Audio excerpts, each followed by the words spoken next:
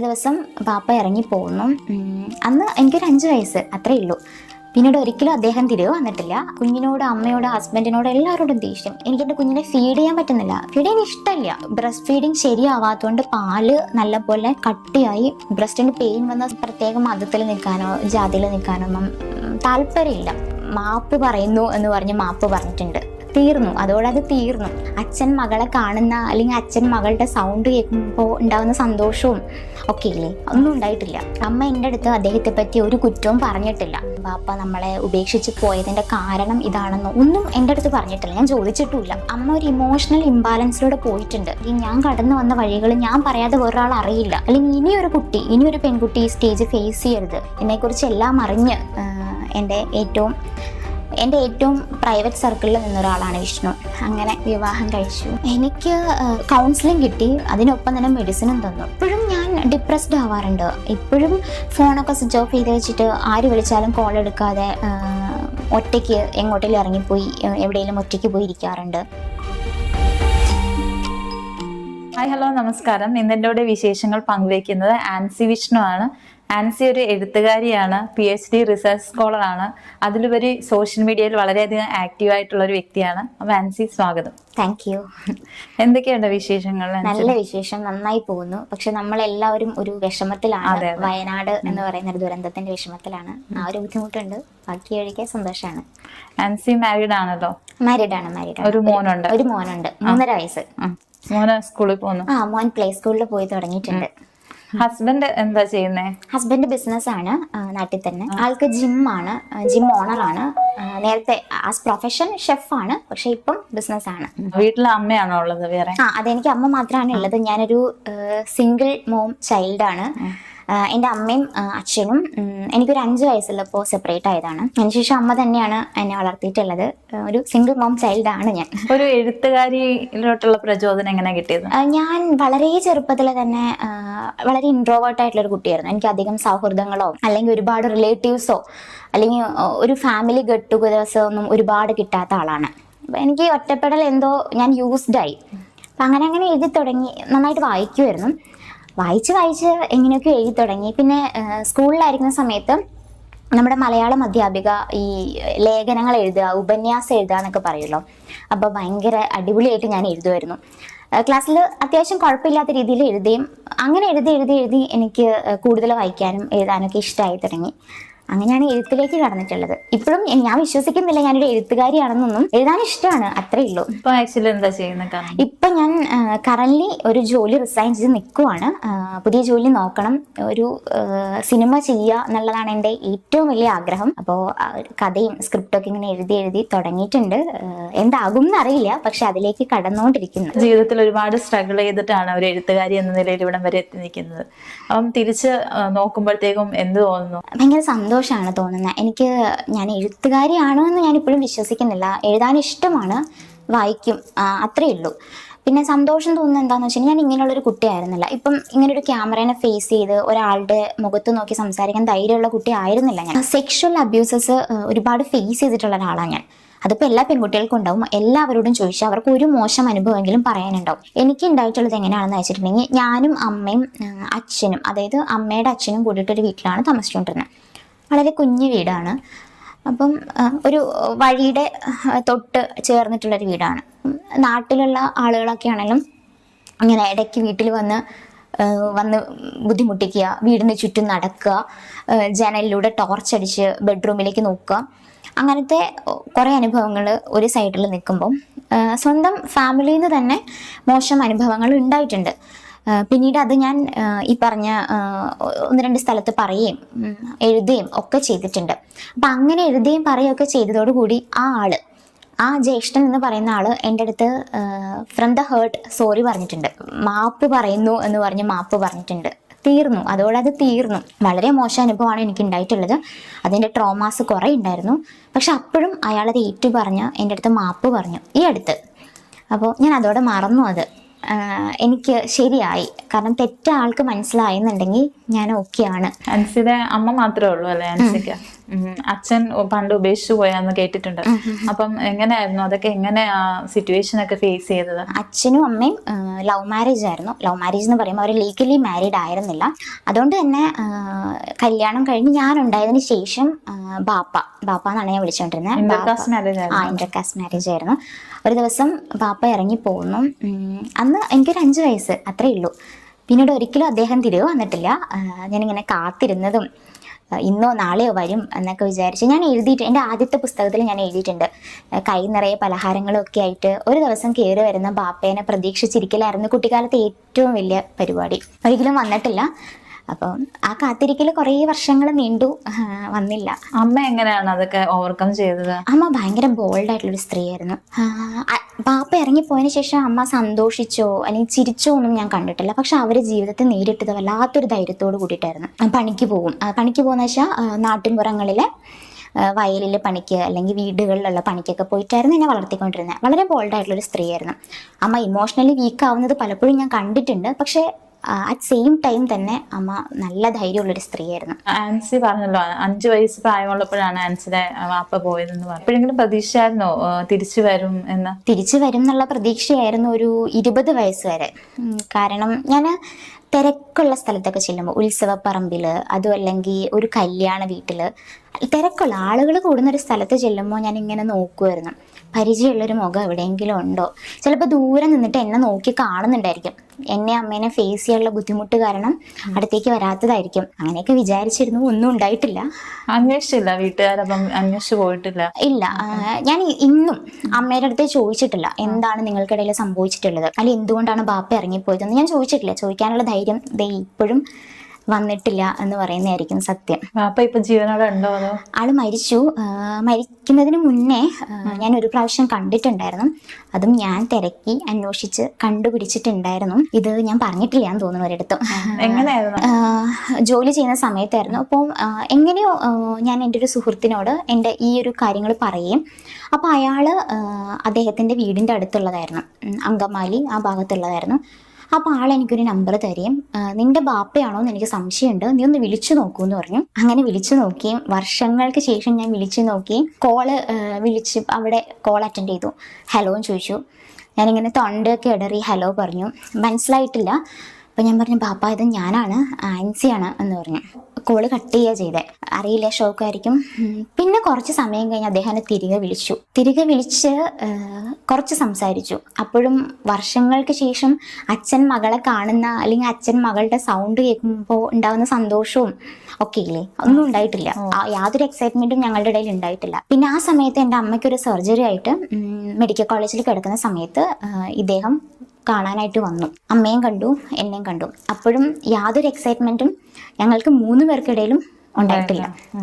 ഒരു അപരിചിതൻ വന്ന് കണ്ടിട്ട് പോകുന്ന പോലെ പോയി. അതിനുശേഷം കുറേ കഴിഞ്ഞ് മരിച്ചു എന്ന് കേട്ടു. മരിച്ച് കുറേ കഴിഞ്ഞാണ് ഞാൻ അറിയുന്നത്. എനിക്ക് പോകാൻ പറ്റിയില്ല. അമ്മ എങ്ങനെയാണ് അത് ഓവർകം ചെയ്തത്? അമ്മയെ സംബന്ധിച്ചിടത്തോളം ഇതൊരു വലിയ പ്രശ്നമായിരുന്നില്ല എന്ന് എനിക്ക് പലപ്പോഴും തോന്നിയിട്ടുണ്ട്. കാരണം ഒരുമിച്ച് ജീവിക്കാൻ തീരുമാനിച്ചു. മകളുണ്ടായി കഴിഞ്ഞപ്പോൾ ഒരു പ്രത്യേക എന്തൊക്കെയോ കാരണങ്ങൾ കൊണ്ട് അദ്ദേഹം പോയി. എന്നാലും ഞാൻ ജീവിച്ചല്ലേ പറ്റൂ, അല്ലെങ്കിൽ ഞാനും എൻ്റെ മകളും ജീവിച്ചല്ലേ പറ്റൂ എന്നുള്ളൊരു നയമായിരുന്നു ജീവിതത്തോട് അമ്മയ്ക്ക്. അതുകൊണ്ടായിരിക്കും അമ്മയ്ക്ക് എന്നെ വളർത്താൻ കൂടി പറ്റിയത്. വാപ്പയ്ക്ക് വേറെ ഫാമിലി ആയിട്ട് സെറ്റിൽഡ് ആയിരുന്നു? ഒന്നും അറിയില്ല. അതാണ് ഞാൻ പറഞ്ഞത്. ഞാൻ അമ്മയുടെ അടുത്ത് ഒരിക്കലും ചോദിച്ചിട്ടില്ല. അമ്മ എൻ്റെ അടുത്ത് അദ്ദേഹത്തെ പറ്റി ഒരു കുറ്റവും പറഞ്ഞിട്ടില്ല. ഇത് ബാപ്പയ്ക്ക് വേറെ ബന്ധം ഉണ്ടായിരുന്നെന്നോ അല്ലെങ്കിൽ ബാപ്പ നമ്മളെ ഉപേക്ഷിച്ച് പോയതിൻ്റെ കാരണം ഇതാണെന്നോ ഒന്നും എൻ്റെ അടുത്ത് പറഞ്ഞിട്ടില്ല. ഞാൻ ചോദിച്ചിട്ടുമില്ല. ഇപ്പോഴും ധൈര്യമില്ല ചോദിക്കാൻ. എനിക്ക് ആ കഥകളൊക്കെ ഇപ്പോഴും ഒരു കരച്ചിൽ കൊണ്ടോ ഒക്കെയാണ് പറഞ്ഞു തീർക്കാൻ പറ്റുള്ളൂ. അതാണ് പ്രശ്നം. അമ്മ ഡിപ്രഷൻ സ്റ്റേജിലായിരുന്നു എന്ന് കേട്ടിട്ടുണ്ട്. അപ്പം ആ ഡിപ്രഷൻ സ്റ്റേജിലായ അമ്മ എങ്ങനെയാണ് പിന്നെ ആൻസിയെ വളർത്തി വലുതാക്കി ജോലിയൊക്കെ ചെയ്തിട്ടാണെന്ന്? അമ്മ ആക്ച്വലി ഒരു ഡിപ്രഷൻ സ്റ്റേജിലൂടെയാണ് എന്നല്ല ഞാൻ പറഞ്ഞിട്ടുള്ളത്.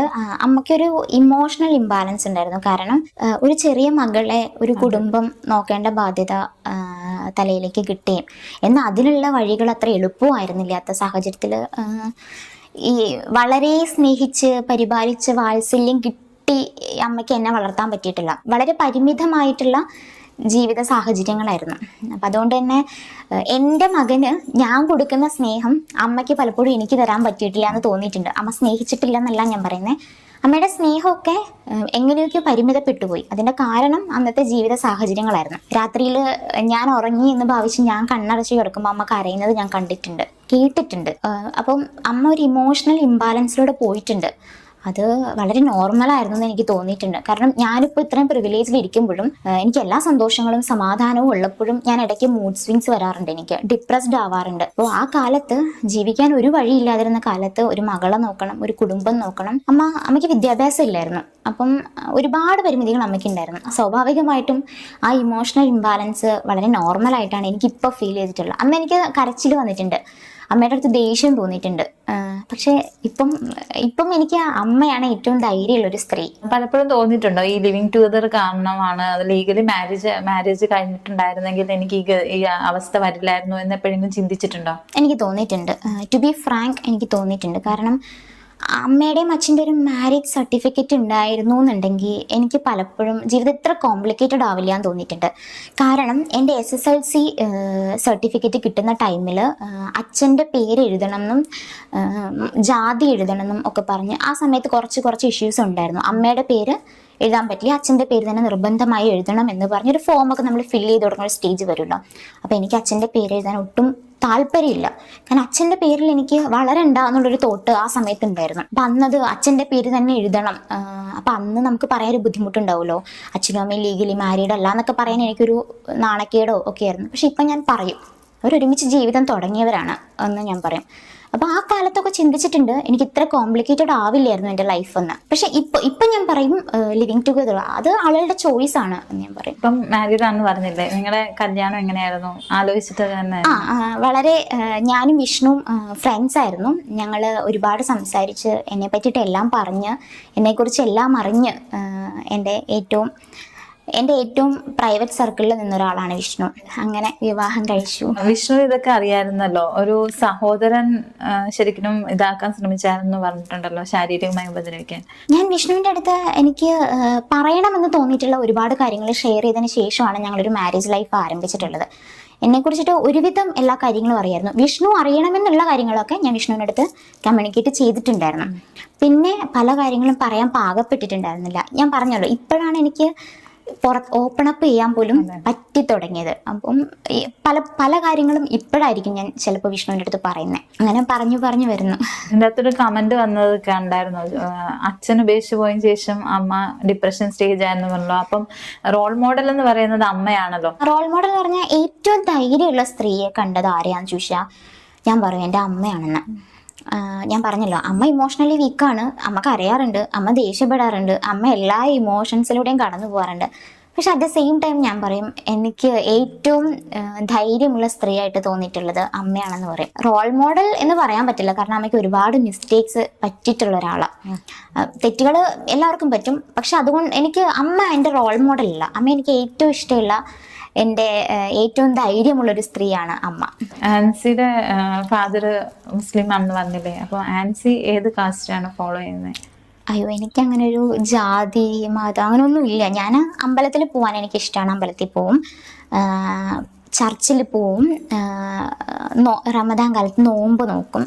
അങ്ങനെ എല്ലാ മാസവും നോക്കുന്നൊന്നുമല്ല, ഞാൻ നോക്കിയിട്ടുണ്ട്. എനിക്ക് എല്ലാം ഇഷ്ടമാണ്. എനിക്ക് അങ്ങനെ ഒരു പ്രത്യേക മതത്തിൽ നിൽക്കാനോ ജാതിയിൽ നിൽക്കാനോ ഒന്നും താല്പര്യമില്ല. കുട്ടിക്കാലത്തൊക്കെ ഫോളോ ചെയ്തിട്ടുണ്ടാവും കേട്ടോ, കാരണം അന്നേരം നമുക്ക് ഇങ്ങനെ പറയാനുള്ള ഒരു ചോയ്സ് ഒന്നുമില്ല. പക്ഷെ ഞാൻ ഇപ്പം പറയും, ഞാൻ ഒരു മതത്തിലും ജാതിയിലും ഒന്നുമല്ല നിൽക്കുന്നത് എന്ന് പറയും. എനിക്ക് ഇങ്ങനെ ജീവിക്കാനാണ് ഇഷ്ടം.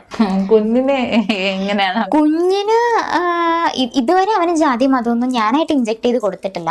നമ്മള് പ്ലേ സ്കൂളിൽ ചേർക്കുന്ന ടൈമില് 10ാം ക്ലാസ്സിൽ നമ്മുടെ കോളം ഉണ്ടല്ലോ, പ്ലേ സ്കൂളിൽ ചേർക്കുന്ന സമയത്ത് നമുക്കൊരു ഫോം ഫില്ല് ചെയ്ത് കൊടുക്കണം. അത് ഞാൻ ഫില്ല് ചെയ്തിട്ടില്ല. അതെന്തായാലും ഞാൻ ഫില്ല് ചെയ്തിട്ടില്ല. ഇനിയിപ്പം മുന്നിലേക്കുള്ള സ്കൂളിലേക്ക് പോകുമ്പോഴും ഫില്ല് ചെയ്യാൻ ഉദ്ദേശിക്കുന്നില്ല. അത്രയേ ഉള്ളൂ. നമുക്ക് അങ്ങനെ ചിന്തിക്കാൻ പറ്റുള്ളൂ. ഇപ്പൊ വയനാട് ദുരന്തം വന്നപ്പോഴും ജാതിയും മതവും നോക്കിയിട്ടല്ലോ എല്ലാവരും സഹായിച്ചത്. അതെ അതെ അതെ അതെ, നമ്മൾ ആ ഒരു വിഷമത്തിലാണ് ആക്ച്വലി. പക്ഷെ നമ്മൾ ഒരുമിച്ച് നിൽക്കുന്നുണ്ട്, അത് വലിയ കാര്യമാണ്. 70 days കഴിഞ്ഞിട്ടും സിസേറിയന്റെ സ്റ്റിച്ച് ആണെങ്കിൽ അപ്പൊ കുറെ പേര് കമന്റ് ഇട്ടിട്ടുണ്ടായിരുന്നു, എനിക്കൊക്കെ 40 ദിവസം കഴിഞ്ഞപ്പോ തന്നെ മുറിവൊക്കെ ഉണങ്ങിയല്ലോ, പിന്നെ ഈ കുട്ടിക്ക് എന്താ 70 days ആയിട്ടോ. എനിക്ക് ഇപ്പോഴും സിസേറിയൻ ചെയ്തെടുത്ത് വേദനയുണ്ട് കേട്ടോ, അത് പറയുന്നത് എനിക്കൊരു മടിയില്ല. ഇപ്പോഴും വേദനയില്ല, പീരീഡ്സ് ആവുമ്പോൾ എനിക്ക് വേദനയുണ്ട്. അതുള്ളൊരു പനി വന്നു കഴിഞ്ഞാൽ ബോഡി പെയിൻ വരുമ്പോൾ വേദനയുണ്ട്, സ്റ്റിൽ എനിക്ക് പെയിൻ ഉണ്ട്. അത് പറയുന്നത് എനിക്ക് ഒരു മടിയില്ല. അതിൻ്റെ ഒന്നാമത്തെ റീസൺ ഞാൻ പറഞ്ഞുതരാം. എനിക്ക് മുറിവുകൾ ചിലപ്പോൾ ഉണങ്ങിയിട്ടുണ്ടാവുമായിരിക്കും, പക്ഷെ ഞാൻ എൻ്റെ കുഞ്ഞുണ്ടായി ഒരു 70-80ാമത്തെ ദിവസം ജോലിക്ക് പോയി തുടങ്ങിയിട്ടുണ്ട്. ഒന്നാമത്തെ കാര്യം എനിക്ക് ലീവ് കിട്ടില്ലായിരുന്നു. 2, പിന്നെ എന്നെ സംബന്ധിച്ച് എനിക്ക് കുറച്ച് ഫിനാൻഷ്യൽ ബാധ്യതകളുണ്ടായിരുന്നു. എല്ലാം കൂടി ഹസ്ബൻഡിൻ്റെ തലയിലേക്ക് ഇട്ട് കൊടുക്കാൻ ഞാൻ ഒട്ടും തയ്യാറായിരുന്നില്ല. അങ്ങനെ ജോലിക്ക് പോയി തുടങ്ങിയിട്ടുണ്ട്. ആ ജോലിക്ക് പോകുന്ന സമയത്തും ഞാൻ കുഞ്ഞിന് രാവിലെ ഫീഡ് ചെയ്തിട്ട് പോവും, കുറച്ച് ബ്രസ്റ്റ് മിൽക്ക് വീട്ടിൽ പമ്പ് ചെയ്ത് സ്റ്റോർ ചെയ്ത് വെച്ചിട്ട് പോകും, വൈകുന്നേരം വന്ന് ഫീഡ് ചെയ്യും. ഇങ്ങനെയായിരുന്നു എൻ്റെ റൊട്ടീൻ. പക്ഷെ അപ്പോഴും ഡേ ടൈമിൽ നമ്മുടെ ബ്രസ്റ്റ് പാല് വന്നിട്ട് നിറയും. അത് എനിക്കെന്തോ അന്നേരം അങ്ങനെയാണ് തോന്നിയത്. ബാത്റൂമിൽ പോയിട്ട് പമ്പ് ചെയ്ത് പാല് കളഞ്ഞ് തിരികെ വന്ന് ജോലി ചെയ്യും. ഇതിപ്പോൾ പറയുന്നതിന് എനിക്കൊരു ബുദ്ധിമുട്ടില്ല. ഇപ്പം ഈ ഇൻ്റർവ്യൂ ചിലപ്പോൾ ഔട്ടായി കഴിയുമ്പോൾ ആളുകൾ പറയും, ഇതിന് എന്തിനാ ഇടയ്ക്കിടയ്ക്ക് പറയണേ, ഇതിങ്ങനെ പറയേണ്ട കാര്യമുണ്ടെന്ന്. പറയേണ്ട കാര്യമുണ്ട്, കാരണം പറയേണ്ട കാര്യമുണ്ട്. ഇങ്ങനെയുള്ള സ്റ്റേജസ് ഉണ്ട്. ഇനിയും ഇത് പുറത്തു പറയാൻ തയ്യാറാവാത്ത അല്ലെങ്കിൽ പുറത്തു പറയാൻ മടിയുള്ള ഒരുപാട് സ്ത്രീകൾ ഇപ്പോഴും ഉണ്ട്. പേഴ്സണലി എനിക്ക് അറിയുന്നവരുണ്ട്, ഇങ്ങനെയുള്ള സാഹചര്യങ്ങളൊക്കെ ഉണ്ട്. സിസേറിയൻ കഴിഞ്ഞു കഴിഞ്ഞാൽ മുറിവുണങ്ങാൻ താമസമുള്ളവരുണ്ട്. ബ്രസ്റ്റിൽ ബ്രസ്റ്റ് ഫീഡിങ് ശരിയാവാത്തതുകൊണ്ട് പാല് നല്ലപോലെ കട്ടിയായി ബ്രസ്റ്റിന് പെയിൻ വന്ന സർജറി ചെയ്തിട്ടുള്ള സ്ത്രീകളുണ്ട്. ഒരുപാട് പേരുണ്ട്. നമ്മളിതൊക്കെ പുറത്തേക്ക് പറയുമ്പോൾ ആൾക്കാർക്ക് അക്സെപ്റ്റ് ചെയ്യാൻ ഭയങ്കര മടിയാണ്, കാരണം അവരിതൊന്നും കടന്നു പോയിട്ടില്ല. ബെന്യാമിൻ പറഞ്ഞ പോലെ നമ്മൾ അനുഭവിക്കാത്ത ജീവിതങ്ങളൊക്കെ നമുക്ക് കെട്ടുകഥകളാണ്, ആർക്കും അക്സെപ്റ്റ് ചെയ്യാൻ പറ്റില്ല. പ്രശ്നം ഉണ്ടായിട്ടുണ്ടല്ലോ ഡെലിവറിക്ക് ശേഷം, അപ്പൊ അതെങ്ങനെയായിരുന്നു? അതൊക്കെ എങ്ങനെയാ ഫേസ് ചെയ്തത്? ഇത്രയും ദുരനുഭവങ്ങളിൽ നിന്നും കടന്നു വന്ന വ്യക്തിയാണ്. പിന്നെ മാരേജ് കഴിഞ്ഞപ്പോഴുള്ള ജീവിതമൊക്കെ എങ്ങനെയായിരുന്നു? എൻ്റെ മാരേജ് ലൈഫ് ആക്ച്വലി നല്ലതായിരുന്നു വെച്ചാൽ എനിക്ക് ഭയങ്കര സന്തോഷവും സമാധാനവും തരുന്ന ഒരു ജീവിതമായിരുന്നു എൻ്റെ. കല്യാണം കഴിഞ്ഞൊരു 2-3 months തന്നെ ഞാൻ പ്രഗ്നൻ്റ് ആയി. അപ്പോൾ പ്രഗ്നൻസിയിൽ ആക്ച്വലി ഞാൻ ഡയബറ്റിക് ആയിരുന്നു, മെറ്റേണൽ ഡയബറ്റിക് ആയിരുന്നു. പ്രഗ്നൻസിയിൽ വരുന്ന ഡയബറ്റിക് ഉണ്ടല്ലോ, അതായിരുന്നു. അപ്പോൾ ഒരു സ്റ്റാർട്ടിങ് സ്റ്റേജ് മുതൽ ഇൻസുലിൻ എടുക്കേണ്ട സ്റ്റേജ് വന്നിട്ടുണ്ട്. അപ്പോൾ അവിടുന്ന് മുതൽ ഞാൻ ആക്ച്വലി ഈ പ്രഗ്നൻസിയിൽ കോംപ്ലിക്കേഷൻസ് ഉണ്ടാവുമോ, എൻ്റെ കുഞ്ഞ് ഹെൽത്തി ആയിട്ട് ഉണ്ടാവുമോ എന്നുള്ള ടെൻഷൻസിലൂടെയാണ് കടന്നു പോയിക്കൊണ്ടിരുന്നത് ലാസ്റ്റ് സ്റ്റേജ് വരെ. അപ്പോൾ പ്രഗ്നൻസി മൂഡ് സ്വിങ്സിൻ്റെതാണല്ലോ. അങ്ങനെ മൂഡ് സ്വിങ്സ് കൂടി വന്ന് എനിക്ക് സിസേറിയൻ ആയിരുന്നു. അതുവരെയൊക്കെ ഓക്കെ ആയിരുന്നു. വാവ ഉണ്ടായി കഴിഞ്ഞു. ഒരു സിസേറിയൻ കഴിഞ്ഞൊരു 10-15-16 ദിവസമൊക്കെ ഞാൻ ഓക്കെ ആയിരുന്നു. കുഞ്ഞിനോടുള്ള സ്നേഹം വളരെ വലുതായിരുന്നു. പിന്നെയാണ് റിയൽ സ്റ്റോറി ആരംഭിക്കുന്നത്. എനിക്ക് ദേഷ്യം കൺട്രോൾ ചെയ്യാൻ പറ്റില്ല, കരച്ചിൽ കൺട്രോൾ ചെയ്യാൻ പറ്റില്ല, ആരോടും ഒരു സിമ്പതി ഒന്നുമില്ല. എല്ലാവരും എന്നോട് എന്തോ തെറ്റ് ചെയ്ത പോലെയായിരുന്നു ഞാൻ പെരുമാറിക്കൊണ്ടിരുന്നത്. കരഞ്ഞ് പ്രശ്നം ഉണ്ടാക്കി നശിപ്പിച്ചിട്ടുണ്ട് ഞാൻ എൻ്റെ വീട്. എനിക്ക് എൻ്റെ കുഞ്ഞിനെ ഫീഡ് ചെയ്യാൻ പറ്റുന്നുണ്ടായിരുന്നില്ല. അത് ഇപ്പം ഞാൻ ആർക്ക് വേണ്ടിയിട്ട് ജീവിക്കുന്നത്, നിന്റെ ജീവിതം എന്തിനെ ചുറ്റിപ്പറ്റിയാന്ന് ചോദിച്ചാൽ എൻ്റെ കുഞ്ഞെന്ന് വിത്തൗട്ട് എനി ഡൗട്ട് ഞാൻ പറയും. പക്ഷെ അന്ന് എനിക്ക് എൻ്റെ കുഞ്ഞിനെ ഫീഡ് ചെയ്യാൻ പറ്റുന്നില്ല, ഫീഡ് ചെയ്യാൻ ഇഷ്ടമില്ല. എനിക്ക് കുഞ്ഞിൻ്റെ ഒപ്പം ടൈം സ്പെൻഡ് ചെയ്യാൻ പറ്റുന്നില്ല, ഒന്നും പറ്റുന്നില്ല. ഹസ്ബൻഡിനോട് ദേഷ്യം, ഹസ്ബൻഡും ഞാനും തമ്മിൽ പ്രശ്നങ്ങൾ ഉണ്ടാവുമോ, അയാൾക്ക് എന്നെ വേണ്ടാതാവുമോ, ഓവർ തിങ്കിങ് ഒക്കെ അതിൻ്റെ ഹൈ സ്റ്റേജിലെത്തി. നല്ല ഡിപ്രസ്ഡ് സ്റ്റേജിലൂടെ മെന്റൽ സപ്പോർട്ട് കിട്ടാത്തതുകൊണ്ടാണോ ഇങ്ങനെ സ്റ്റേജിലോട്ട്? എനിക്ക് ഒന്നാമത്തെ കാര്യം എൻ്റെ ഹസ്ബൻഡ് കൂടെ ഉണ്ടായിരുന്നില്ല, കാരണം ആള് ആ സമയത്ത് ഷെഫായിട്ട് വർക്ക് ചെയ്യും, ഹോസ്പിറ്റലിൽ വർക്ക് ചെയ്യുന്ന സമയമായിരുന്നു. അപ്പം അയാൾക്ക് എനിക്കൊരു മെന്റൽ സപ്പോർട്ട് തരാൻ പറ്റിയിട്ടില്ല. അതിൻ്റെ കാരണം അറിഞ്ഞുകൊണ്ടെന്നല്ല ഞാൻ പറയുന്നത്, പറ്റിയിട്ടില്ല. പക്ഷെ എങ്കിലും പറ്റും പോലെ ചെയ്തിട്ടുണ്ട്. പക്ഷെ എനിക്ക് ഈ കുട്ടിക്കാലം മുതൽ ഈ ഡിപ്രസ്ഡ് ഒരു ക്യാരക്ടർ ഉണ്ട്. സിസേറിയൻ കഴിഞ്ഞ് പോസ്റ്റ്മോർട്ടം ആയപ്പോഴേക്കും അത് ഹൈ ആയി, കൺട്രോൾ ചെയ്യാൻ പറ്റാത്ത അവസ്ഥയിൽ എത്തിയിട്ടുണ്ട്. കുഞ്ഞിനോട്, അമ്മയോട്, ഹസ്ബൻഡിനോട് എല്ലാവരോടും ദേഷ്യം. എന്തൊക്കെയാണോ അന്ന് ചെയ്ത് കൂട്ടിയിരുന്നത് ഇപ്പോഴും എനിക്ക് ഓർക്കാൻ പറ്റുന്നില്ല. ലാസ്റ്റ് അത് ചെന്ന് നിൽക്കുന്നത് ഒരു സൈക്കോളജിസ്റ്റിൻ്റെ അടുത്താണ്. അവിടുന്ന് സൈക്യാട്രിസ്റ്റിൻ്റെ അടുത്താണ് ചെന്ന് നിൽക്കുന്നത്. മെഡിസിൻ എടുത്തു, കുറേ കാലം എടുത്തു ശരിയാവാനായിട്ട്. കുഞ്ഞിൻ്റെ കാര്യങ്ങളൊക്കെ ആരാ നോക്കിയത്? കുഞ്ഞിൻ്റെ കാര്യങ്ങൾ ഞാൻ തന്നെ നോക്കി, കാരണം എനിക്ക് വേറെ വഴിയില്ല. അമ്മയും ഞാനും മാത്രമേ ഉണ്ടായിരുന്നുള്ളൂ ആ സമയത്ത്. എന്റെ വീട്ടിലായിരുന്നു. അപ്പൊ അമ്മയും ഞാനും മാത്രമേ ഉണ്ടായിരുന്നുള്ളൂ. അപ്പൊ അമ്മ എന്തെങ്കിലും ആവശ്യങ്ങൾക്ക് മാറുന്ന സമയത്ത് എനിക്ക് കുഞ്ഞിന്റെ കാര്യം നോക്കിയേ പറ്റൂ. അയ്യോ ഞാൻ മൂഡ് ഓഫ് ആണ്, അയ്യോ എനിക്ക് കരച്ചിൽ വരുന്നു, ദേഷ്യം വരുന്നു വെച്ചിട്ട് വെറുതെ ഇരിക്കാനുള്ള ഒരു സ്പേസ് ഇല്ല. അങ്ങനെ ഒരു സ്പേസ് ഇപ്പൊ ഞാൻ പലപ്പോഴും ആലോചിക്കാറുണ്ട്. ഈ പ്രസവിച്ചു കഴിഞ്ഞ അല്ലെങ്കിൽ സിസേറിയൻ കഴിഞ്ഞ അമ്മയായ സ്ത്രീകള് കുഞ്ഞിന്റെ കാര്യം എല്ലാവരും നോക്കും. അമ്മയുടെ കാര്യം നോക്കുന്നവരുണ്ടായിരിക്കും, പക്ഷെ അവരുടെ വണ്ണം കുറയ്ക്കാനും വയറ് കുറയ്ക്കാനും മുടി വളർത്താനും സ്കിൻ ശരിയാക്കാനും ഒക്കെ ആൾക്കാരെ എഫേർട്ട് ഇടുന്ന ഞാൻ കണ്ടിട്ടുണ്ട്. മെന്റൽ സപ്പോർട്ട് ഈ സിസേറിയൻ കഴിഞ്ഞിട്ടുള്ള അല്ലെങ്കിൽ ഡെലിവറി കഴിഞ്ഞിട്ടുള്ള സ്ത്രീകൾക്ക് കൊടുക്കുന്നുണ്ടോ നമുക്ക് സംശയമാണ്. ഒന്ന് ആലോചിച്ചറിയാം, നമ്മുടെ നാട്ടിൻപുറങ്ങളിൽ ഡെലിവറി ടൈം വരെ ഭയങ്കര കെയർ ആയിരിക്കും. അത് കഴിഞ്ഞ് കഴിയുമ്പോൾ മുടി ശ്രദ്ധിക്കുന്നുണ്ട്, വേദുകുളി, എണ്ണ തേച്ച് കുളി ഒക്കെ ഫിസിക്കൽ ഇതിന് വേണ്ടിയിട്ടായിരിക്കും. അപ്പോഴും മെന്റലി ഓക്കെ ആണോ എന്ന് ആരും അറിയുന്നുണ്ടാവില്ല. നമുക്ക് ക്ഷീണം വന്നാലും കരച്ചിൽ വന്നാലും എഴുന്നേക്കാൻ വയ്യാതെ വന്നാലും കുഞ്ഞിന്റെ കാര്യം നോക്കണം, അങ്ങനെ ഒരു സ്റ്റേജ്. അപ്പം അതല്ലാത്ത പ്രിവിലേജ് ഉള്ളവരുണ്ട് കേട്ടോ. ഇപ്പം ഫിനാൻഷ്യലി സ്റ്റേബിൾ ആയിട്ടുള്ളവർക്ക് ഒരു 2-3 പേരെ നോക്കാൻ നിർത്തിയാൽ മതി, കുഞ്ഞിനെയും അമ്മയൊക്കെ നോക്കാം. ആ പ്രിവിലേജ് ഇല്ലാത്തവരോ? ഈ അടുത്തൊരു ന്യൂസ് നമ്മൾ കണ്ടിട്ടുണ്ടാവും, ഒരു കുഞ്ഞിനെ കൊന്ന് അമ്മ ജയിലിലായത്. ഒരുപാട് കേസസ് ഉണ്ട്. എന്താ അവിടെ സംഭവിക്കുന്നത്? ഈ പ്രഷറാണ്, ചുറ്റും പ്രഷറാണ് കൊടുക്കുന്നത്. കുഞ്ഞിന്റെ കാര്യം എല്ലാവരും നോക്കും, അമ്മയുടെ കാര്യം ആരും നോക്കില്ല. അവരെ എന്ത് ഹോർമോണൽ ചേഞ്ചസ് ഒരു ഭാഗത്ത്, ഈ പ്രഷർ ഒരു ഭാഗത്ത്. നല്ല രീതിയിൽ കരിയർ മുന്നോട്ട് കൊണ്ടുപോയിട്ടുള്ളവരാണെന്നുണ്ടെങ്കിൽ കരിയർ ബ്രേക്ക് വന്നത് ഓർത്തുള്ള ടെൻഷൻ താങ്ങാൻ പറ്റില്ല. അപ്പം സൈക്കോളജിസ്റ്റിന്റെ അടുത്ത് എത്തിയെന്ന് പറഞ്ഞു, പിന്നെ അവിടെ നിന്ന് എങ്ങനെയായിരുന്നു? എനിക്ക് കൗൺസിലിംഗ് കിട്ടി, അതിനൊപ്പം തന്നെ മെഡിസിനും തന്നു. ഞാൻ പ്രോപ്പറായിട്ട് മെഡിസിൻ എടുത്തു, അവർ പറഞ്ഞതൊക്കെ ഫോളോ ചെയ്തു. എനിക്ക് ജീവിക്കണം എന്നുണ്ടായിരുന്നു കേട്ടോ. എനിക്ക് എൻ്റെ കുഞ്ഞിനെ സ്നേഹിക്കണം എന്നുണ്ടായിരുന്നു. എനിക്കിതൊന്ന് മാറി കിട്ടിയാൽ മതിയായിരുന്നു. എനിക്ക് കുഞ്ഞിനോട് അറ്റാച്ച്മെന്റ് കാണിക്കണം എന്നുണ്ടായിരുന്നു. അതുകൊണ്ട് ഞാൻ മെഡിസിൻ നന്നായിട്ട് എടുത്തു. ഈ ഡോക്ടറെ കണ്ടു വന്നതിന് ശേഷം ഹസ്ബൻഡിന്റെ സപ്പോർട്ട് ഉണ്ടായിരുന്നു. അധികം ആർക്കും അറിയില്ല. നമ്മൾ ഇപ്പോഴാണ് ആക്ച്വലി പോസ്റ്റ്മോർട്ടത്തെ പറ്റിയിട്ടൊക്കെ ഡിസ്കസ് ചെയ്ത് പോലും തുടങ്ങിയിട്ടുള്ളത്. അതിന് മുന്നേ വരുന്ന ആർക്കും അറിയില്ല. ഇപ്പോൾ ഹസ്ബൻഡിനാണെങ്കിലും പാർട്ട്ണറിനാണെ കൂടി അറിയില്ല ഇങ്ങനൊരു സ്റ്റേജ് ഉണ്ട് എന്നുള്ള കാര്യം. അത് അറിയാത്തതാണ് ഒരു പരിധി വരെയുള്ള പ്രശ്നം എന്ന് എനിക്ക് തോന്നിയിട്ടുണ്ട്. നമ്മൾ എത്ര കമ്മ്യൂണിക്കേറ്റ് ചെയ്താലും അവർക്ക് മനസ്സിലാവില്ല. ഇപ്പോൾ പീരീഡ്സിന്റെ മൂഡ് സ്വിങ്സിനെ പറ്റി പറയുമ്പോൾ പലരും കളിയാക്കുന്ന ഞാൻ കേട്ടിട്ടുണ്ട്, ഇത് എല്ലാവർക്കും പീരീഡ്സ് ഉള്ളല്ലേ എന്ന്. അതുപോലെ തന്നെയാണ് ഇത് എല്ലാവരും പ്രസവിച്ചിട്ടുള്ളത്. ഞാൻ കേട്ടിട്ടുണ്ട്, ഞാൻ വാവേണ്ടായി കിടന്ന സമയത്ത് എന്നോട് എല്ലാവരും വന്നു ചോദിച്ചു, ഇതിന് മാത്രം എന്താ ദേഷ്യപ്പെടാനുള്ള, ഇതിന് മാത്രം എന്താ കരയാനുള്ളത്, എല്ലാവരും പ്രസവിച്ചിട്ടുള്ളല്ലേ. ഞങ്ങൾ 9ഉം 10ഉം ഒക്കെ പ്രസവിച്ചിട്ടുള്ള, അന്നേരം ഇല്ലാത്ത പ്രശ്നമുള്ളൂ നിനക്കൊന്ന്. ഈ 9ഉം 10ഉം പ്രസവിച്ചിരുന്നവരും ഈ സ്റ്റേജിലൂടെ കടന്നു പോയിട്ടുണ്ടാവും, ആരും അറിഞ്ഞിട്ടുണ്ടാവില്ല. അതായത് ആരും ആത്മഹത്യ ചെയ്യാത്തത് കൊണ്ട് അതാരും നോട്ട് ചെയ്യുന്നില്ല. ഇതിനൊക്കെ കാരണം ആ നേരത്തെ മുതലുണ്ടായ അനുഭവങ്ങളാണെന്ന് വിശ്വസിക്കുന്നുണ്ടോ?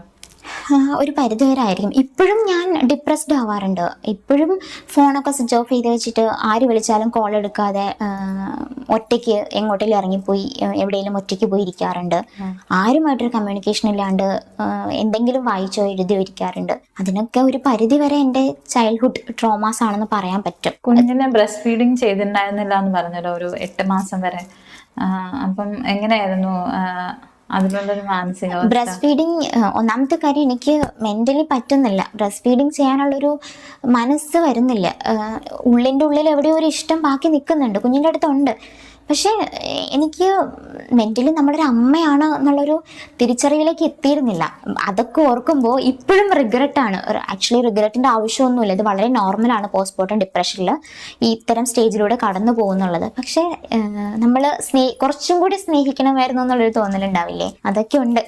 എങ്ങനെയാണ് ഇതൊക്കെ തുറന്നു പറയാം, ആൾക്കാരോട് തുറന്നു പറയാം? ആ മാനസികാവസ്ഥ എങ്ങനെയാണ് ഉണ്ടായത്? എവിടെ നിന്നാണ് അത് കിട്ടിയത്? ലിറ്ററലി ഇപ്പൊ ഒന്നും എന്നെ ബാധിക്കുന്നില്ല എന്നുള്ള ഒരു സ്റ്റേജിലാണ് ഇത് പറയാൻ തുടങ്ങിയത്. കാരണം നേരത്തെ ഞാൻ ജീവിച്ചു തുടങ്ങിയത്, അയ്യോ അവരെന്ത് വിചാരിക്കും, ഇവരെന്ത് വിചാരിക്കും, ഞാൻ ഇങ്ങനെ പറഞ്ഞാൽ എന്നെ പറ്റി മോശം വിചാരിക്കില്ലേ, ഇപ്പൊ ഞാൻ എന്താ വിചാരിക്കണമെന്ന് പറയും. ഒന്നുമില്ല, നത്തിങ്, ഐ ഡോണ്ട് കെയർ. ഒന്നും എന്നെ ബോധർ ചെയ്യുന്നില്ല, എനിക്കൊരു പ്രശ്നമില്ല. അങ്ങനെയാണ് വിചാരിക്കുന്നത്. അങ്ങനെ വിചാരിച്ചു കഴിഞ്ഞാൽ പിന്നെ ജീവിക്കാൻ വളരെ എളുപ്പമാണ്. നമുക്ക് എല്ലാം പറയാൻ പറ്റും. എൻ്റെ ട്രോമാസ് അല്ലെങ്കിൽ ഞാൻ കടന്നു വന്ന വഴികൾ ഞാൻ പറയാതെ വേറൊരാൾ അറിയില്ല. അല്ലെങ്കിൽ ഇനിയൊരു പെൺകുട്ടി ഈ സ്റ്റേജ് ഫേസ് ചെയ്യരുത്. അല്ലെങ്കിൽ പോസ്റ്റ്മോർട്ടം ഡിപ്രഷനെ പറ്റിയിട്ട് നമ്മൾ പറഞ്ഞാലേ പുറത്തുള്ളവർ അറിയും. അല്ലെങ്കിൽ മെന്റൽ ട്രോമാസിനെ പറ്റിയിട്ട്, സെക്ഷൽ അബ്യൂസസിനെ പറ്റിയിട്ടൊക്കെ പറഞ്ഞാലേ അറിയും. പറയാതെ ഇങ്ങനെ അടക്കി വെച്ചിട്ട് എന്താണ് കാര്യം? ഒന്നുമില്ല. പിന്നെയും ഇത് സൊസൈറ്റിയിൽ സംഭവിച്ചുകൊണ്ടേയിരിക്കുക. സെക്ഷൽ എഡ്യൂക്കേഷൻ ഒക്കെ സ്കൂളിൽ കൊടുക്കണം നിർബന്ധമുണ്ടല്ലോ. അപ്പം അത് എത്രത്തോളം പോസിബിൾ ആകും കുട്ടികൾക്കിടയിൽ എന്ന് ചിന്തിച്ചിട്ടുണ്ടോ എപ്പോഴെങ്കിലും? സെക്ഷൽ എഡ്യൂക്കേഷൻ കൊടുക്കണം. കാരണം ഈ സെക്ഷൽ എഡ്യൂക്കേഷൻ കൊടുക്കാത്തത് കൊണ്ടാണ് പെൺകുട്ടികളും ആൺകുട്ടികളും ചൂഷണം ചെയ്യപ്പെടുന്നത്. നമ്മുടെ നാട്ടിൻപുറങ്ങളിലൊക്കെ എത്രയോ കേസസ് നമ്മളങ്ങനെ കേട്ടിട്ടുണ്ടാവും. അത് സെക്ഷൽ എഡ്യൂക്കേഷൻ്റെ കുറവുകൊണ്ട് തന്നെയാണ്. ഞാൻ എൻ്റെ കുഞ്ഞിന് പറഞ്ഞു കൊടുക്കാറുണ്ട്.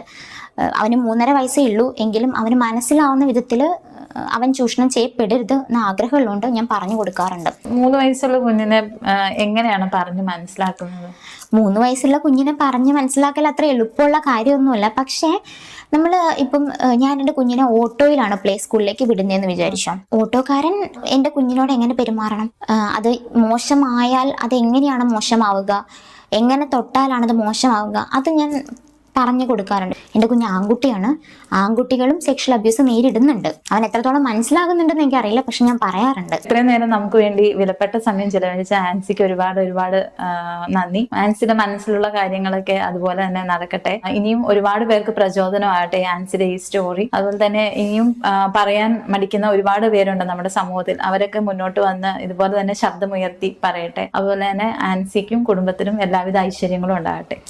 Thank you so much. ഇതിനൊപ്പം പറയാനുള്ളൊരു കാര്യം എന്താണെന്ന് വെച്ചിട്ടുണ്ടെങ്കിൽ, ഞാൻ ആക്ച്വലി ഒരു ഫെയിമിൽ നിൽക്കുന്ന ആളോ സെലിബ്രിറ്റി സ്പേസിൽ നിൽക്കുന്ന ആളോ ഒന്നും അല്ല. ഞാൻ വളരെ നോർമൽ ലൈഫിൽ നിൽക്കുന്ന ആളാണ്. എന്നിട്ട് കൂടി നിങ്ങൾ എൻ്റെ അടുത്ത് ഇൻ്റർവ്യൂ എടുക്കാൻ വന്ന് ഇങ്ങനത്തെ ക്വസ്റ്റ്യൻ ഞാൻ പറയണമെന്ന് ആഗ്രഹിച്ചിട്ടുള്ള കുറച്ച് ചോദ്യങ്ങളാണ് ചോദിച്ചത്. എനിക്ക് ചോദ്യങ്ങളൊക്കെ ഇഷ്ടപ്പെട്ടു കേട്ടോ.